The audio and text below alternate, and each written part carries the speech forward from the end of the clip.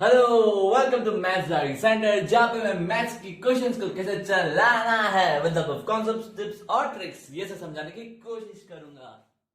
तो आज के क्वेश्चंस ग्रुप थ्योरी के रहेंगे और क्वेश्चन जो रहेंगे उसका कॉन्सेप्ट जो है मैंने पहले डिस्कस किया हुआ है, क्वेश्चन डिस्कस नहीं किए थे, तो मैंने सोचा आज क्वेश्चन डिस्कस कर लेते हैं। और क्वेश्चन 30 सेकंड भी नहीं लगेगा आपको सॉल्व करने में, अगर आपको ट्रिक पता हो तो ट्रिक हम फिर बोल देगा आज के क्लासेस में भी। तो क्वेश्चन देखिए क्या बोलता है, if F Z to Z ten be a group homomorphisms, if नहीं सॉरी ये दिया हुआ है z to z10 be a group homomorphisms, suppose that p q r are number of total homomorphisms, one homomorphisms and onto homomorphisms, then relation in p q and r आपको पूछा जा रहा है। ठीक है, तो ट्रिक क्या था, ये सब टाइप का प्रॉब्लम्स कैसे काउंट करते हैं, कैसे सॉल्व करने का।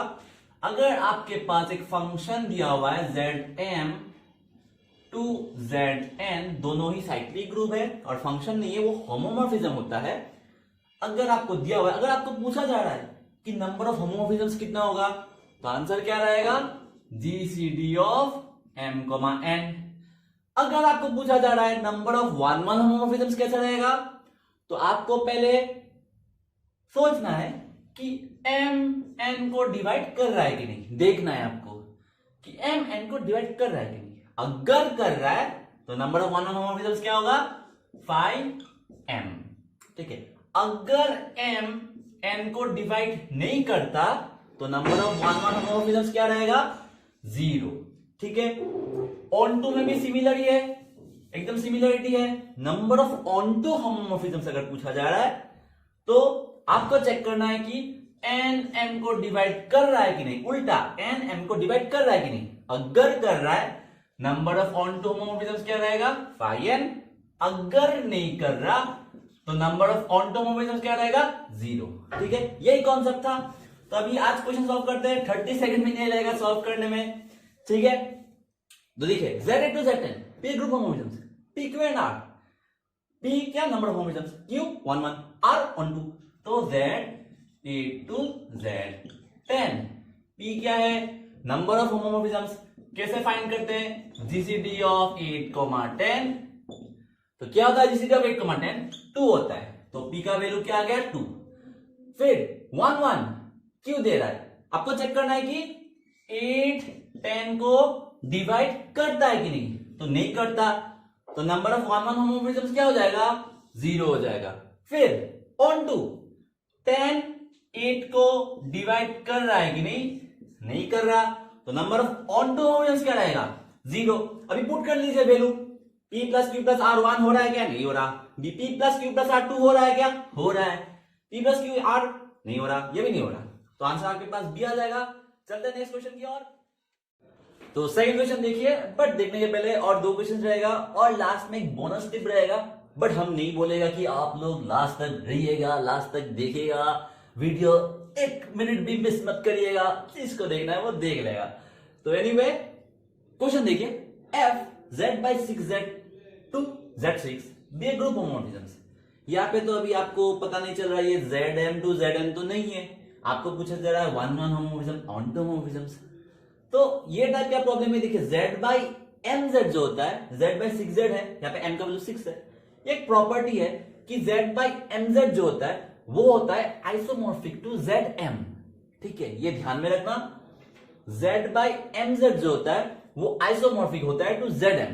आइसोमॉर्फिक मतलब इसका जो भी प्रॉपर्टीज होता है सब zm का भी सेम होता है, मतलब बहुत सिमिलर है, मतलब z by mz similar to zm होता है। तो हम लोग क्या करेंगे, z by 6z को नहीं लिख के हम लोग z6 लिख देंगे। यहां पे देखिए z by 6z, यहां पे m का वैल्यू क्या है, 6 है, तो इसको हम लोग क्या लिख देंगे, z6 लिख देंगे। ठीक है, तो अगर हम लोग z6 लिख दिया तो f एक क्या फंक्शन है, होमोमॉर्फिज्म्स कहां टू कहां जा रहा है, z6 टू z6 जा रहा है। ठीक है, अभी आपको पूछा जा रहा है नंबर ऑफ वन वन होमोमॉर्फिज्म्स और number of onto होमोमॉर्फिज्म्स।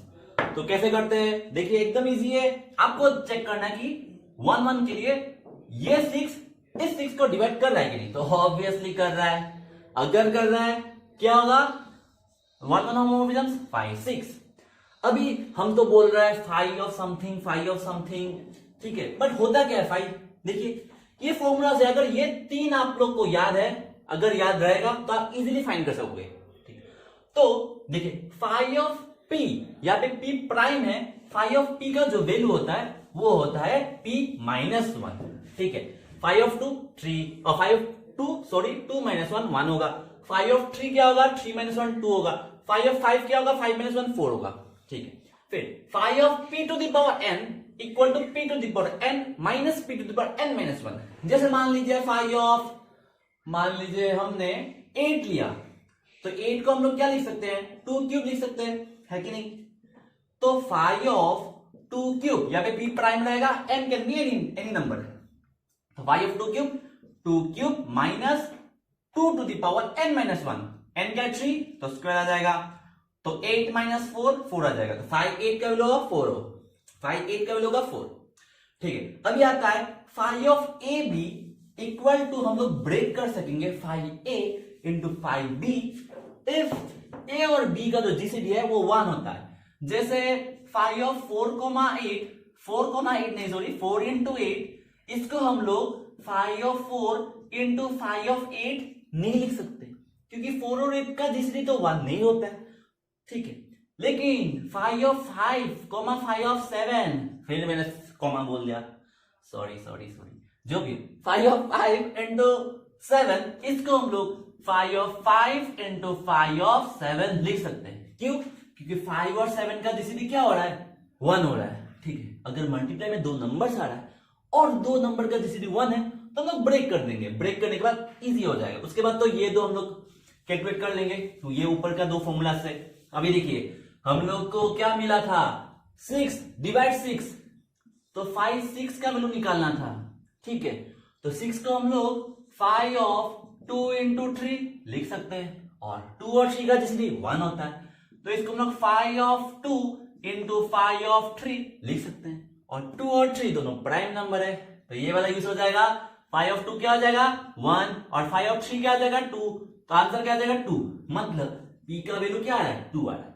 Similarly Q आपको क्या बोल रहा है, नंबर ऑफ ऑन टू होमोमॉर्फिज्म्स, और यहाँ पे ग्रुप कैसा था, Z6 to Z6 था, और ये 6 इस 6 को तो ऑब्वियसली डिवाइड कर ही रहा है, तो number of onto homomorphisms क्या हो जाएगा 5 6, और इसका भी वैल्यू क्या हो जाएगा 2, मतलब Q का वैल्यू क्या हो जाएगा 2, तो P प्लस Q हो जाएगा, P प्लस Q क्या हो जाएगा, ऑड होगा क्या, 2 प्लस 2 4, ऑड होता है, नहीं होता, इवन होता है, होता है, प्राइम तो नहीं होता 4, स्क्वायर फ्री नंबर भी नहीं होता। ठीक है, तो ये था सेकंड क्वेश्चन। चलते हैं नेक्स्ट क्वेश्चन की ओर। तो लास्ट क्वेश्चन देखिए, FZ3 to Z6 होमोमॉर्फिज्म दिया हुआ है, आपको नंबर ऑफ 1 1 होमोमॉर्फिज्म पूछा जा रहा है, नंबर ऑफ टोटल होमोमॉर्फिज्म पूछा जा रहा है, फिर एलसीएम और पीक्यू निकालना है। बहुत ही इजी है, करिए जल्दी से। नंबर ऑफ 1 1 3 डिवाइड 6 हो रहा है, नंबर ऑफ 1 1 क्या हो जाएगा, फाई ऑफ 3, 3 क्या है प्राइम है, तो फाई ऑफ 3 का वैल्यू क्या आ जाएगा 2। उसके बाद नंबर ऑफ टोटल होमोमॉर्फिज्म्स, मतलब 3 और 6 का जीसीडी क्या होता है, 3 और 6 का जीसीडी 3 होता है।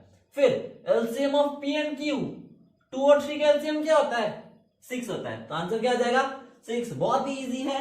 ठीक है, तो आई होप आज के क्वेश्चंस आपको समझ में आया। ठीक है, और समझ में आ रहा है। हम लोग ने देखा कि Zm to Zn में कितना होमोमॉर्फिज्म्स हो सकता है, कितना 1 1 होमोमॉर्फिज्म्स हो सकता है, कितना ऑन टू होमोमॉर्फिज्म्स हो सकता है। तो बोनस टिप वही था कि अगर आपको पूछा जाए कि Sn to Zm वेयर, ये ध्यान में रखना कि n ग्रेटर देन और इक्वल टू 3 है, तब Sn to Zn में कितना होमोमॉर्फिज्म्स होगा। ठीक है, तो ये बस आपको ध्यान में रखना है, इसका टिप है, इसका आंसर वही होगा कि अगर n ग्रेटर देन और इक्वल टू 3 है और m जो है अगर ऑड है तो नंबर ऑफ होमोमॉर्फिज्म्स क्या हो जाएगा 1, और अगर m इवन है और n ग्रेटर देन और इक्वल टू 3 है तो आंसर हो जाएगा 2। ये सिंपल सा बात है, आपको ध्यान में रखना है। देखिए examples, number of homomorphisms from S4 to Z3 क्या हो जाएगा, 4 क्या है ग्रेटर देन इक्वल टू 3 है, 3 ऑड है तो आंसर क्या हो जाएगा 1। ठीक है, 1 एकदम ईजी है।